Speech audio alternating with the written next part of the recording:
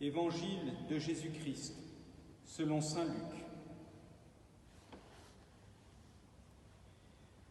En ce temps-là, au cours du repas chez un chef des pharisiens, en entendant parler Jésus, un des convives lui dit : « Heureux celui qui participera au repas dans le royaume de Dieu. » Jésus lui dit : « Un homme donnait un grand dîner, et il avait invité beaucoup de monde.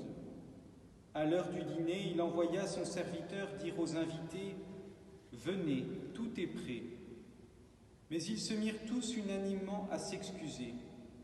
Le premier lui dit : « J'ai acheté un champ et je suis obligé d'aller le voir.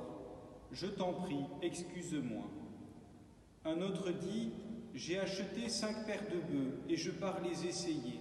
Je t'en prie, excuse-moi. » Un troisième dit : « Je viens de me marier et c'est pourquoi je ne peux pas venir. » De retour, le serviteur rapporta ces paroles à son maître.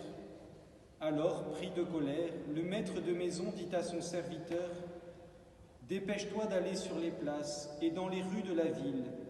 Les pauvres, les estropiés, les aveugles et les boiteux, amène-les ici. » Le serviteur revint lui dire : « Maître, ce que tu as ordonné est exécuté, et il reste encore de la place. » Le maître dit alors au serviteur : « Va sur les routes et dans les sentiers, et fais entrer les gens de force, afin que ma maison soit remplie.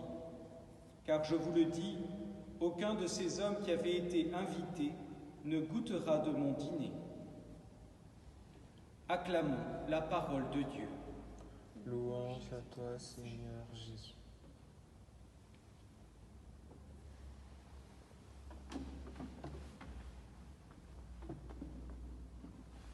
Ce passage de l'Évangile se situe au milieu de la prédication du Christ.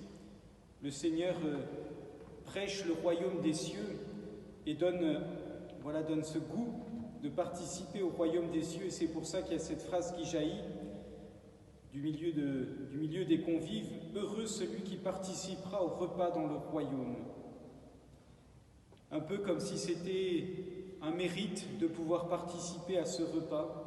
Un peu comme si c'était un tri qui se faisait sur les meilleurs, sur les élus. Les élus, sont tous les hommes, comme cet évangile nous le rapporte. Il s'agit surtout de la disposition du cœur, puisque le Seigneur invite tous les hommes à participer à son royaume. Les trois premiers, les premiers invités, ne viennent pas, parce qu'ils ont tous de bonnes raisons. Tandis qu'au contraire, le Seigneur va chercher sur les routes et sur les places de quoi remplir son banquet. Ce n'est donc pas une question de dignité, puisque les premiers sont tout à fait dignes aux yeux du monde, tandis que ceux qui participeront véritablement sont les plus petits aux yeux du monde, les pauvres, les estropiés, les aveugles et les boiteux. Et encore cela ne suffit pas, puisqu'il faudra finir de remplir le banquet de force.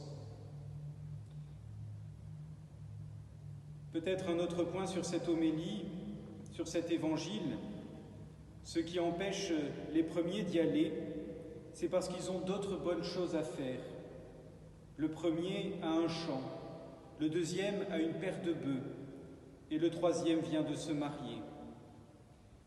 Peut-être que ce qui empêche ces invités de répondre à l'invitation du maître, c'est justement parce qu'ils ont beaucoup de choses. Ils sont repus en quelque sorte. Voilà, le premier possède un champ, le deuxième possède 5 paires de bœufs, et c'est pour labourer son champ, mais il s'agit de les essayer. Et le troisième, au contraire, la raison est très bonne, il vient de se marier. Normalement, quelle joie! Mais cela veut dire aussi qu'il est installé, il a tout ce qu'il faut. Et peut-être que, justement, la richesse, peut-être que le fait d'avoir tout ce qu'il faut dans notre monde nous empêche d'écouter cette invitation du Seigneur. Et la pauvreté matérielle, mais aussi pauvreté physique, pauvreté spirituelle, pauvreté psychologique, nous permet au contraire d'écouter cette invitation du Seigneur. Alors que ce temps de confinement qui commence, qui nous met dans un véritable état de pauvreté, pauvreté notamment spirituelle, où nous ne pouvons plus participer au sacrement, eh bien nous donne faim et soif d'écouter cette parole de Dieu, d'écouter cette invitation. Et que, voilà, alors que d'habitude nous sommes peut-être un peu repus et remplis, eh bien voilà que le Seigneur nous mette justement dans ces estropiés, ces aveugles, ces boiteux durant ce temps et qu'il nous invite à son festin. Amen.